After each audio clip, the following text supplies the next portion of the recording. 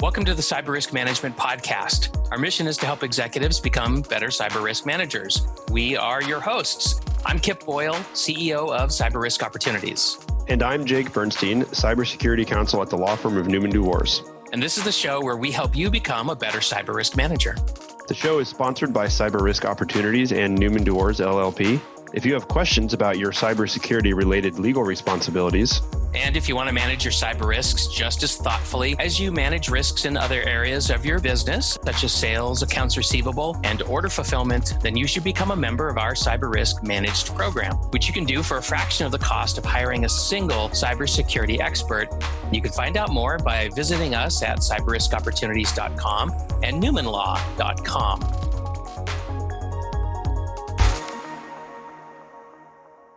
So, Kip, what are we going to talk about today? All right, Jake, today we're going to talk about whether you should pay a ransomware attacker to get control of your data and systems back. Well, that raises the very first question, Kip, which is, what is ransomware? All right, ransomware is a type of malware, and malware, in case you didn't know, is a shortened version of malicious software. And so what ransomware does when it gets on your system is it prevents you, or it limits you from either accessing your system or your data. So it'll lock your screen, or it'll actually scramble your files so that you can see them. You can see that they're there, but they're absolutely unavailable to you. And you can't get your data back unless you pay a ransom to the person who attacked you. And the ransom is typically paid in Bitcoin, Ethereum, or some other cryptocurrency, which allows for anonymous payments. Well, that doesn't sound very fair. Where did ransomware come from? You know, ransomware seems like the latest thing, but actually the first known case of ransomware goes back to 1989. And so it was called the AIDS Trojan. It's a really interesting story. You can go on the internet and read more about it. But what happened is you would get this on your computer system, and back then this was something that attacked DOS operating systems. So if any of you listening have never touched a DOS machine before, feel lucky. But what happened was this thing would get on your computer, and then it would lock you out of your files, and then it would display a message saying that in order to get your files back, you had to send $189 to a place called PC Cyborg Corporation, and they gave you an address of a post office box in Panama, Central America. Can you believe that? 1989. Shocking. Yes, you sound shocked. Very shocked. So that's kind of where it came from, but of course we're all hearing about it now because in 2013, what happened is that the modern encryption algorithms and Bitcoin were combined, and there was just an explosion of these kinds of attacks. So, and just to give you some quick examples, so there's a ransomware called Crypto Locker, and it's stolen about $27 million altogether from people that it's infected. There's another one called Crypto Wall, and it's stolen about 18 million. And by the way, the reason we know how much they've stolen is because we can look at the addresses of the Bitcoin wallets, and we can see how many payments are going into them, even though we don't know who owns those wallets. And then in 2017, so just last year, there were a couple of really notorious ransomware strikes, one called WannaCry and one called NotPetya. And interestingly enough, NotPetya really didn't generate a lot of money for its authors, but it caused about $1 billion worth of damage. These things are very opportunistic. They mostly prey on people who are on the internet with outdated web browsers and browser plugins like Java, Flash, and Adobe Reader. So now, Jake, as an attorney, you kind of followed this stuff pretty closely, at least, you know, kind of how ransomware affects companies. Can you tell us about a time when someone actually paid a ransomware? I sure can, Kip, but I think one question before I answer that one is, why can't I just unencrypt my files? Why should I even have to worry about paying? Right. Well, okay. So in order to unencrypt your files, you need what's called a private key. And that's kind of the secret sauce for how this thing works. So once your files are encrypted, your private key is in the hands of the person who attacked you. And so the idea is you've got to pay them in order to get that private key back. But the great news is that if you've got a really good data backup system and you get attacked, this becomes nothing more than a speed bump in your life, because you can wipe your computer clean and you can then reinstall your operating system and your applications and then restore from backup. And obviously it's not going to be any fun to do that, but you won't have to pay the ransom. Well, and yet we see people paying the ransom. One example is on February 5th, 2016, so just about 2 years ago now, the Hollywood Presbyterian Medical Center was attacked, and they were effectively out of business for 5 days. Yeah, it was well covered in the press. It was. What we can presume is that they must not have had any effective data backup system, because they did ultimately pay a $17,000 ransom. Mm-hmm. They were forced to use pen and paper for record keeping, something I know that more and more hospitals are practicing again, simply because of this problem. And they couldn't serve most of their patients and lost, I'm sure, several $1 million in revenue. Yeah, so I guess that's really the issue, right? So if you're the chief hospital administrator and you have a choice between continuing to lose millions of dollars of revenue and turning patients away, or paying a $17,000 ransom, um, I guess in some ways the choice may seem obvious. Well, I think if you're looking at it as a business decision, and that's what we can talk more about that. I think it could seem obvious. Now, one thing I just wanted the listeners to understand is that we're going to be talking about multiple medical center ransomware attacks on today's show, and it's important to understand that the ransomware isn't hitting life-saving equipment at this point. It hasn't happened yet, to my knowledge. This is much more about attacking the business side of the hospital.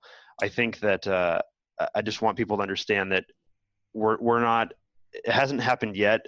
We're not really talking about what you might do if someone decides to take offline your respirators and your blood transfusion machines. That Right. really would be a totally different set of circumstances that I think would have many different sets of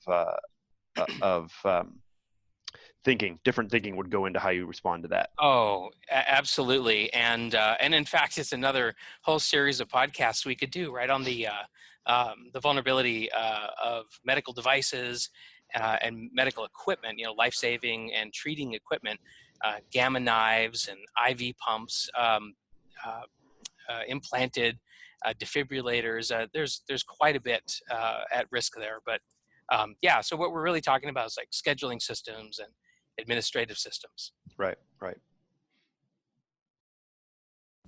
Okay, so 2 years ago they were hit, but things move fast on the internet. Are people still paying ransomware?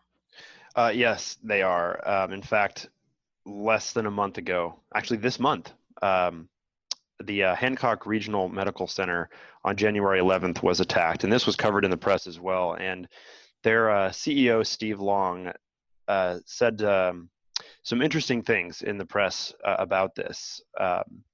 Essentially, that the affected files were backed up and they could have been recovered, but restoring them would have taken days, possibly weeks, and it would have cost a bunch of money. Mm, And as we just talked about, from a business standpoint, paying the small ransom, which in this instance was $55,000. So we're going to call that small, but note that it is more than double, almost triple actually, what the ransom was in 2016. right. And what Mr. Long said, and this is a direct quote, "These folks have an interesting business model. They make it just easy enough to pay the ransom. They price it right." And I think that is goes directly to your point about a hospital administrator might be thinking of this as a business decision, Mm-hmm. which leads to I think the next question, which is, Kip, does anyone refuse to pay? Well, yes, we do have some cases where people are refusing to pay, and again, just continuing to talk about medical centers, and one of the reasons, by the way, that we're talking a lot about medical centers is they get a lot of coverage when this happens to them. It's a very high visibility event when a medical center stops functioning, but I don't see any reason why our conversation wouldn't apply to any other form of business or organization. uh, the Methodist Hospital in Henderson, Kentucky. They were attacked a couple of years ago, March of 2016, and very similar to the Hollywood Presbyterian Medical Center in the sense that they were out of business for about 5 days, and they had to return to pen and paper record keeping, which, by the way, the cost of once the crisis is over with and they're back in business, somebody has to take those paper records and digitize them. So there's another expense that really isn't even talked about in terms of the recovery process. But so Methodist Hospital, Henderson, Kentucky, they had pretty much the same profile as Hollywood Presbyterian Medical Center. Um, their ransom was actually even 10 times less. $1,600 was all that was being demanded of them, but they dug in and refused to do it. And the reason why is because they had effective data backup systems and other recovery systems before they were ever attacked. And so I kind of think of it as like, you know, uh, in judo or karate, and forgive me, I'm not a martial arts expert, but I see this where somebody's attacking you, and you essentially step out of the way, grab them, and just kind of use their momentum to you know. Uh, let them go right by you, and that's essentially what happened here at Methodist Hospital. But but there are other cases that we could talk about where they didn't have effective data backup and recovery ready to go, and they just ended up grinding it out. And on principle, they would not pay that ransom. Well, let me ask you this. The Methodist Hospital here, they had data recovery, they had disaster recovery backup systems. Would it ever be wise to pay a ransom and then, just trust that your files were back to normal? It seems to me that once someone has infiltrated your information systems, encrypted your files, that you probably should restore from backup even if you did pay. So why are some people paying? Gosh, again, the theme of reducing this down to a business decision. Do I do A or B? Which one costs the least? Which is quickest and easiest to get me where I want to be?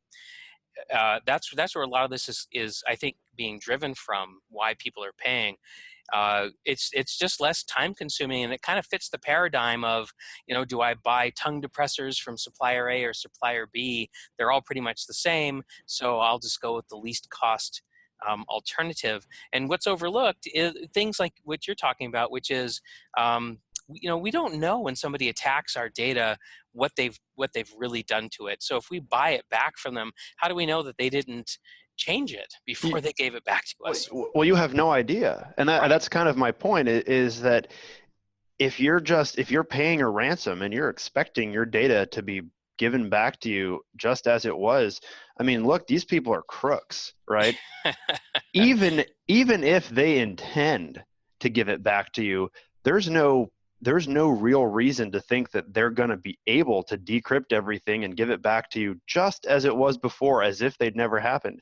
I Right. don't think that you can I don't think you can reasonably trust ransomware affected data that you've paid to unlock. Yeah. I just think you have to restore from backup no matter what. So why pay ever? I mean, You know, yeah, and especially in a medical situation, because, let's say my billing records, for example, if I get them back and they're not correct, and I go ahead and submit reimbursement requests to insurance companies on the basis of data that actually turns out to be incorrect, that can come back and bite me later on. If there was some kind of an audit, I might have requested a reimbursement for far in excess of what I actually, the cost that I actually incurred.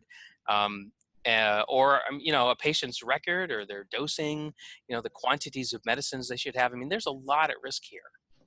yeah, No, I think that's true. And also, by the way, there's another angle to this as well. So not only is there a data integrity issue, but how do we know that when we get our data encrypted, that the thieves, the attackers, aren't also making a copy for themselves? I, you don't know, and there's really no guarantees here at all. I think that if you've been the victim of if you've been the victim of a ransomware attack, you kind of have to assume that you need to restore from backup and that you might need to notify people of a breach. And in fact, Kip, under HIPAA, the current thinking and enforcement has been that if a medical company or anyone with personal health information is affected by ransomware, that is actually considered a loss of control of the data Hmm. and is itself a violation of HIPAA. I thought I had heard that. Yep. And I'm sure that to the management teams in medical centers, this probably seems completely overdone, right? Hysterical even. The idea that a ransomware attack is actually a data breach, because for all you can tell from what you can see, the data is still right where you left it. You just can't get to it. Um, but the truth of the matter is that you have to think beyond what you can actually see. And if I were the kind of person who would attack and encrypt people's data, why wouldn't I take a copy and sell it? Because private health information is worth a lot more in the black market than credit cards are. So for the effort that I put into attacking you and getting you to pay me a ransom, I can turn around and take that very same data and earn extra money for no additional effort. Agreed. Yeah, and I think so. I mean, if we analyze these reasons, and even if they sound okay, I think it's pretty clear that they're not, right? Yeah. Okay. So let's go ahead and flip the script, right? So these are all we've been talking about all the reasons why it may make sense in the moment, especially when you're terrified and nothing's working to pay the ransom. But let's go ahead and flip the script and talk about uh, why it wouldn't be a good idea, right? We've already touched on a few sort of nibble around the edge ideas, but Jake, give us some hard hitting ideas for why we shouldn't be doing it. Well, one thing that I tell clients who get what I would say shaken down under in litigation is that there's a tension. If you pay once, guess what? You're a great target to come back to again. So Hmm. right off the bat, if you negotiate with these people and you pay the ransom, um, not only do you continue the business model and make it viable for them to continue doing this to other people, but let's be honest, they're coming back for you as well. Yeah, these days there's organized crime on the internet is really sort of like Al Capone, and gets a high speed bandwidth connection to his house, right? I mean, these are bullies at the end of the day, right? And they want your milk money. And just like in middle school or in elementary school, if the bully's waiting for you and takes your milk money, or you give it to them one day, you can be sure they'll be there tomorrow and the next day and the day after that, and they want your milk money, and they're just going to keep coming for it. I mean, this is really the same thing you're talking about, isn't it? Well, it's close. I think it's actually even worse because where does this money actually go? Right, let's talk about that. So I'm paying Bitcoin and I get my files back, and I have no idea because of the anonymity of cryptocurrency. I don't really know where it's going, but what do we think's happening? Where do we think it's going? Oh, I think you end up funding terrorism, Hmm. which is a real problem. This you're very likely to fund organized criminal groups in countries that are hostile to the Western world. Um, we know for a fact that a lot of these ransomware attacks come out of Russia, China, and they come uh, because of the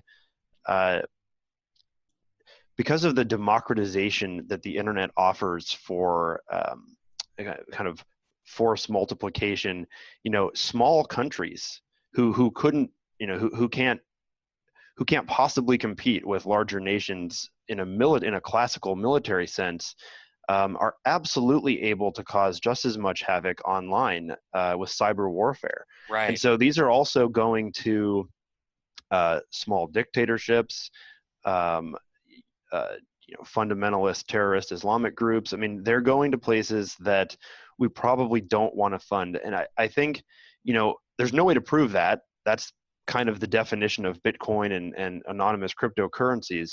But if you think about it, you think about where it's likely going, I think that needs to be another aspect of the quote business decision. Mm-hmm. You're not just paying some, kid down the street who thought he was real clever, to give you your files back. You're honestly probably funding people you don't want to fund. Yeah, you're giving money to Tony Soprano. I mean, these are not good people, and to the extent that we don't have a lot of evidence on them, one thing that we've been hearing a lot about in the press is North Korea is being blamed by the U.S. government in a string of attacks, and the motivation for them is really quite simple. We've put a set of lockdown, of controls on North Korea. We've isolated them economically, and they've got to find some way to fund their nuclear program. And it sure seems like these ransomware attacks and other attacks to convert data into money is being perpetrated by them. Agreed. I think that's. I think the bottom line here is that paying a ransom simply encourages more criminal behavior. It's bad for our online community.